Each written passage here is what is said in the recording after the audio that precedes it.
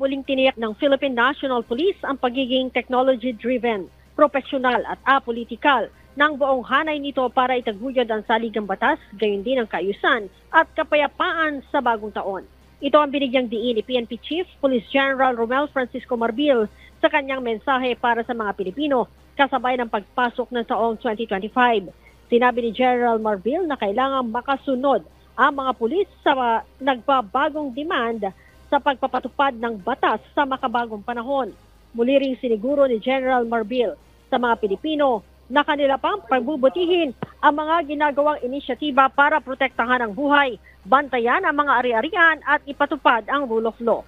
Gayet pa ni Chief PNP, hangad niya ang pagkakaroon ng isang modernong pwersa ng pulisya para sa bagong Pilipinas na mabilis, maaasahan, profesional at kayang makasabay sa takbo ng panahon.